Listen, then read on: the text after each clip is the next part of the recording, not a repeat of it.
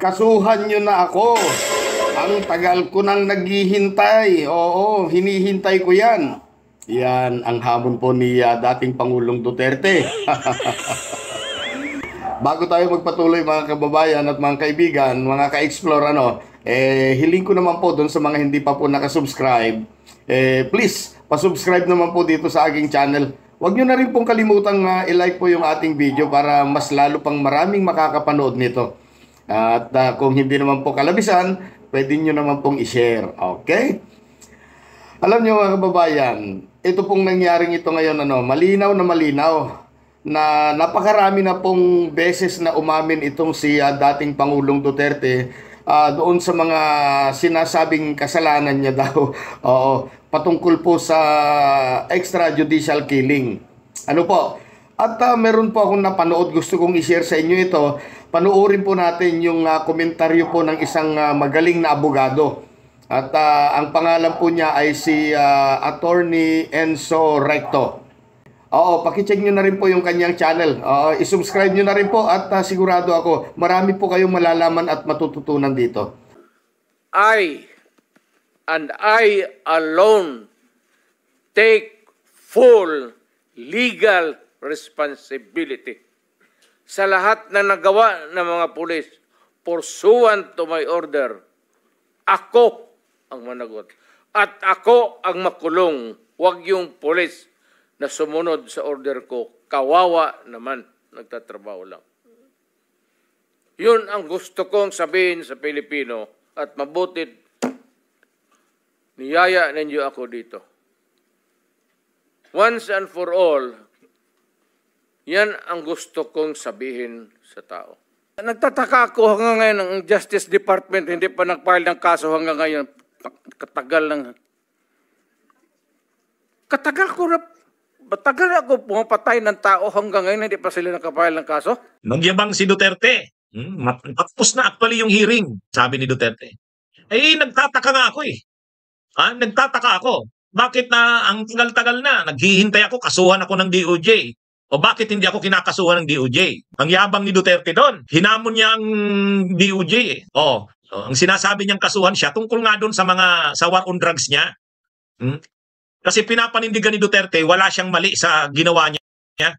Yung war on drugs niya, walang mali doon. Yun ang pinapanindigan ni Duterte. Kung may nagsasabi daw ang DOJ o ang sino man na mali yung kanyang mga ginawa at dapat siyang managot, sige daw, ang tagal niya na daw na hinihintay, nakasuhan siya ng DOJ.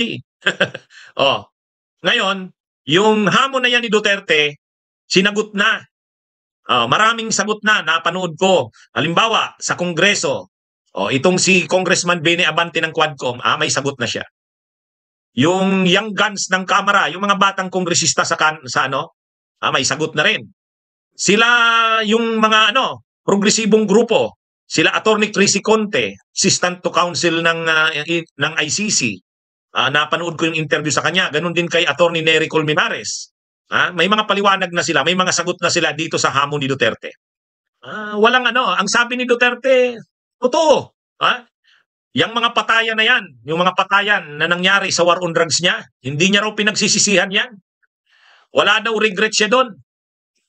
At hindi niya kailangang mag-apologize. Yan ang pinapanindigan ni Duterte.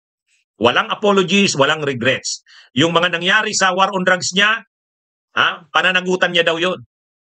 Sabi niya, I take full moral and legal responsibility. Kasi sabi niya, talagang ang war on drugs niya talaga, pinangako niya naman talaga daw na magiging madugo. Kapag naupo siya na presidente, campaign promise niya yan, susugpuin niya talaga ang illegal na droga, sabi ni Duterte. Ngayon, talagang ang policy niya, talagang patayin ng mga kriminal. Inamin yan ni Duterte.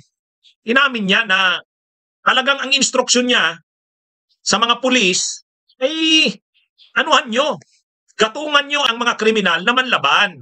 Yun, inamin ni Duterte yan. Gatungan nyo, kasi dapat sa mga kriminal, mamatay na yan. Ganun yung niya. Tinanong pa siya ni Senadora Risa Ontiveros, talaga bang ang ganun ang policy ng gobyerno mo, ng war on drugs?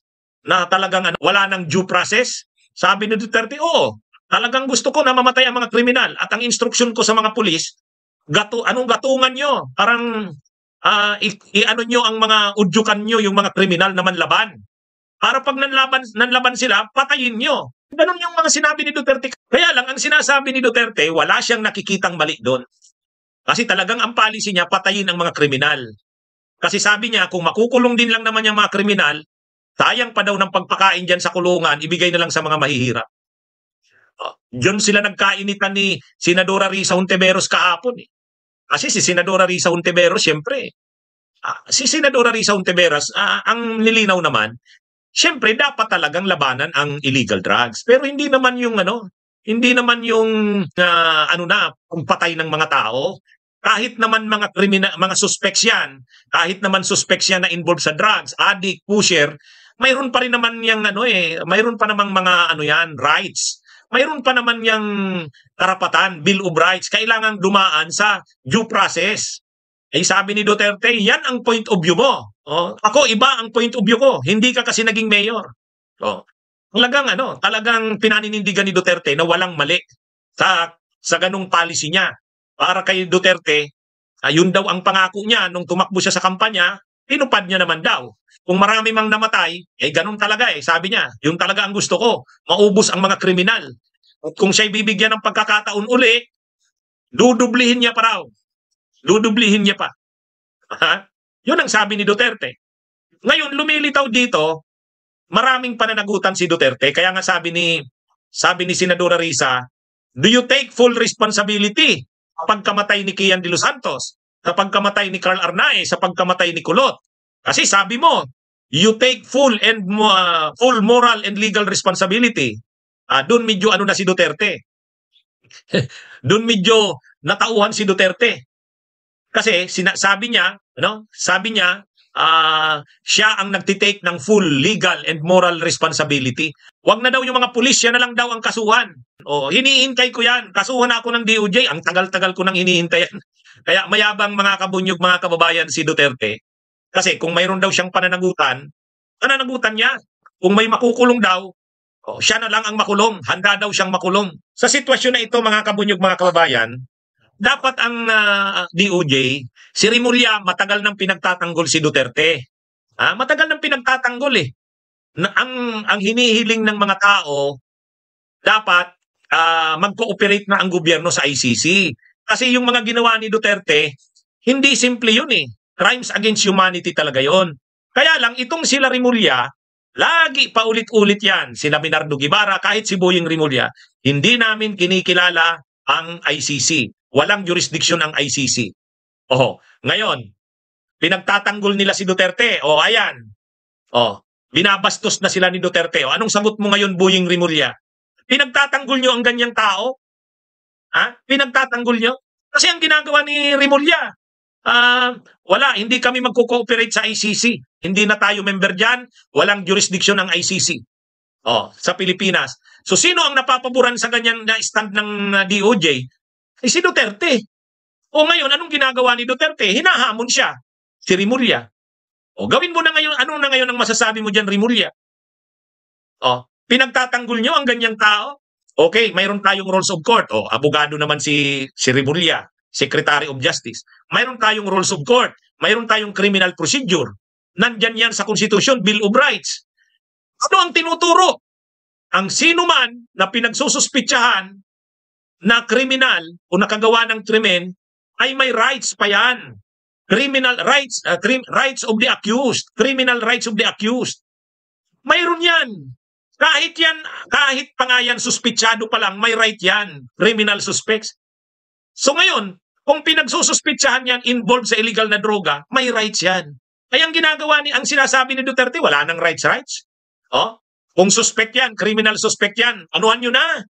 Gatungan nyo na naman laban para mapatay na yan. Tama ba yun? Tama ba yung gano'n? Ang tanong ngayon ni Duterte, bakit hindi nyo ako kinakasuhan? Ngayon, Rimulya, hinahamon kayo ni Duterte, kasuhan nyo raw. Sagutin nyo na yan. Sabi ni Congressman Abante, dapat yan kasuhan na. Dapat kasuhan na yan. Ganun din ang sabi ng mga young guns, yung mga batang kongresista ng Kamara. Sabi nila, dapat yan kasuhan na si Duterte. O yan, nagkakaisa na.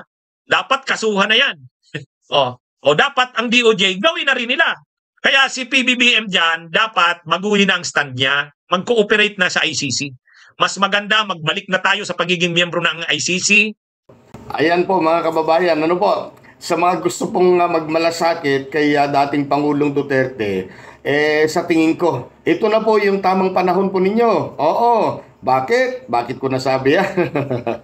Balita po kasi ay malapit na pong lumabas yung warrant of arrest laban po dito sa dating Pangulo. Ano?